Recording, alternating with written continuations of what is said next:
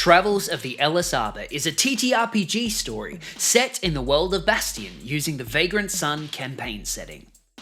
Tune in for episode 33, Rivals. Despite the poignant, thinly veiled threats, Darian was not deterred from his moment's respite. The pipe hot against his lips, he simply leaned back in his chair, watching the hooded figure leave through the cellar door and onto the street. The captain was no stranger to threats, least of all rivalries between factions of pirates and miscreants. They were almost required in their line of work. He let the thought pass over him as he spent the better part of an hour enjoying the quiet reverence of the Humsworthy domicile. Midday turned to afternoon, the faintest of breezes blowing softly against the painted windowsills, creaking and humming as it whistled through the adjacent alley. His pipe finished, Darian returned to his usual attire, pocketed his miniature ship, and made for the crossroads once more. Dew Downs was swathed door to door with busy traffic, carts, and wagons moving to and fro.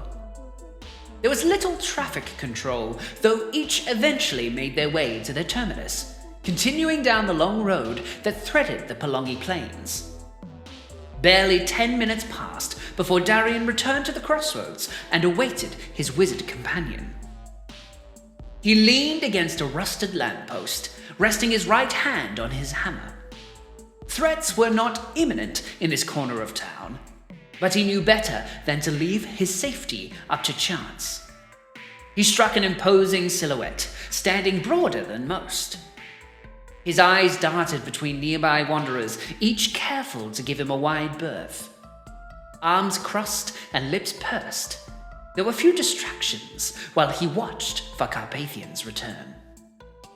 And finally, striding through a crowd of onlookers and vagrants, the distinct sounds of a wooden staff against cobblestones, and a red hand pushing past.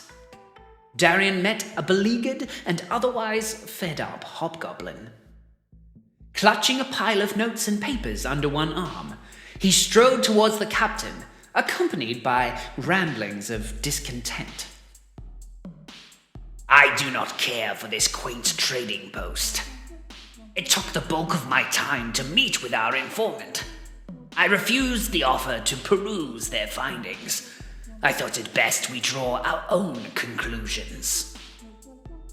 Carpathian thrust the pile of papers into Darian's grasp, leaning on his staff and dusting the outside of his cape. Wax-covered vellum and the faintest smell of incense accompanied the pile. Despite its disorderly nature, the penmanship was remarkably tidy. Flourishes of dark blue ink which offered an air of practiced scribing. Send for the other two. I found us a quaint lodging nearby. I'm certain you'll be glad for a soft bed. You can even have a corner suite, should you so desire. I don't need your pity, Darian. I simply don't care for the tales of trade folk.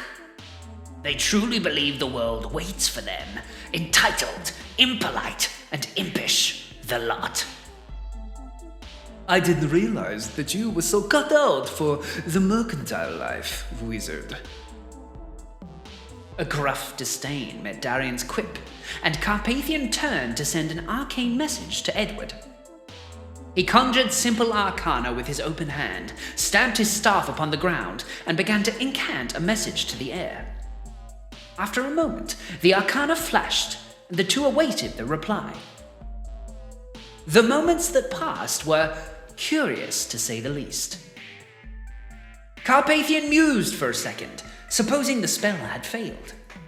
Thus, he prepared another spell, this one more intricate and well-drawn to be certain the message was sent. A few impatient seconds later, and Carpathian turned to the captain. It appears they are without. It's not like Edward to be so unresponsive. He knows the earful I would bestow upon him for wasting such a spell. Indeed. I've not known him to be quite so careless.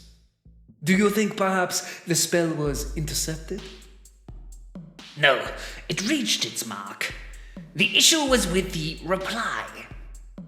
I can only assume that neither Edward nor Moore are capable of replying. A moment passed as Darian grit his teeth. Surely, this had something to do with that hooded figure of the domicile. Let us search. I met a helpful local who assured us that our presence was noteworthy. The merchants of Dew Downs would surely have seen a young boy and the Myconid go missing. A local? Does this portend the pair's lack of communication, Darian? What mess have they gotten into? I can only speculate. Let's not waste time. And so, the pair strode the wide road that threaded the Pelongi townships westward toward the artisanal streets. As he mentioned, Darian was certain that somebody must have seen either Edward or Moore on their travails. They asked liberally as to the whereabouts of the remaining crew, but they found their audience less than receptive. One mentioned that they had heard of such a pair, but not seen them. Another swore they had seen them just the other day, traveling eastward toward the mountains, though none seemed all too helpful. An air of unease passed over the captain. Of one thing he was certain: the hooded figure, the locals, and the lack of communication. Something was amiss. Merchants are all too happy to trade in information. Even for promise of coin, they swore that they had never laid eyes on Edward or Moore. Perhaps the notes they were provided with would offer the faintest of insight. Remind me, Carpathian, did our informant have anything else to offer you other than these papers? He scanned through the first few pages, hoping to find anything related to their group as a whole. The search for Nout would have to pause for just a moment. And as he read, Darian's eyes glanced up in time to see a small group of young, gaudy schoolchildren running down the lane and past Carpathian. And carelessly, they bumped into the wizard before scurrying down the nearby street corner. Were it not for the captain's keen eyes, he wouldn't have noticed what occurred next. As they ran, one of the older boys pressed firmly on a latch upon Carpathian's belt, unhooked his spellbook, and let it fall into a satchel. Papers folded firmly under one arm, Darian's pistol hand reached for his belt, pulled the slicer pistol free, and aimed squarely for the boy. Don't think for a second you're taking that with you, child. My friend here is likely to roast you, even for touching his coat. As if to punctuate the threat, the barrel of Darian's pistol was accompanied by a bellowing roar and a lick of flame as the wizard grabbed for the schoolchild, wrenching the book free and hoisting him into the air. What business have you, thief? Care to explain your quick fingers?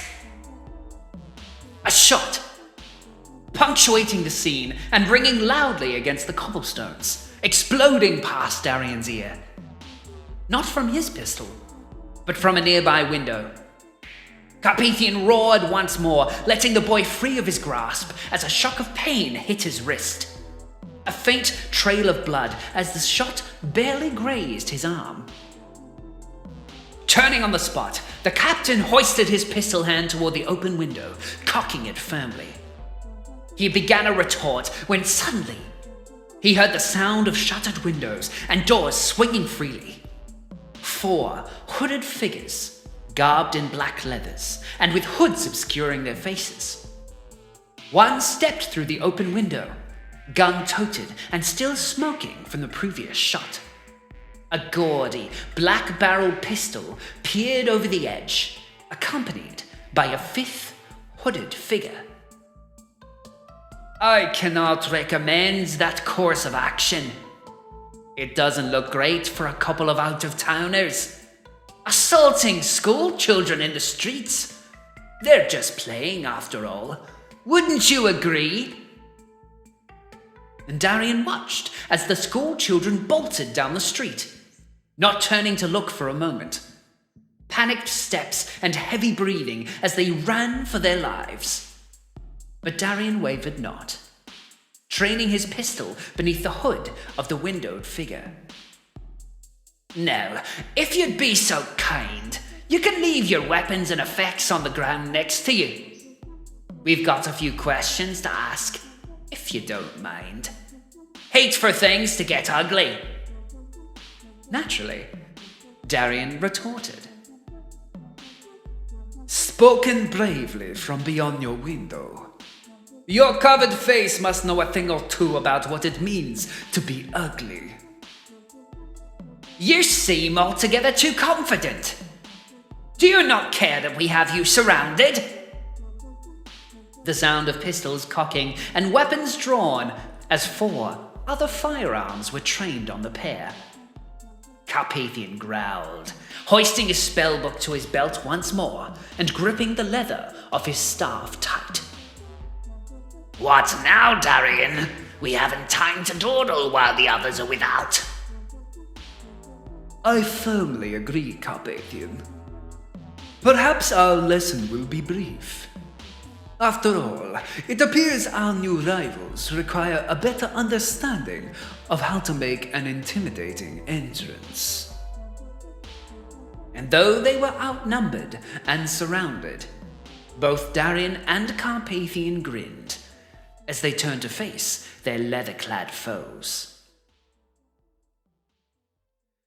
Travels of the Ellis Arbor is made possible by the generous support of our subscribers, followers, and most notably, our patrons. Thanks to all our Moon, Wedge, Crown, and Hex tier patrons for supporting us so far on this journey. Please subscribe, give a like or a comment, follow us on Twitter, and stay tuned for the next episode. Make sure to follow us here on YouTube, on Spotify, and on twitch.tv/lonomy. Don't forget, take care of each other.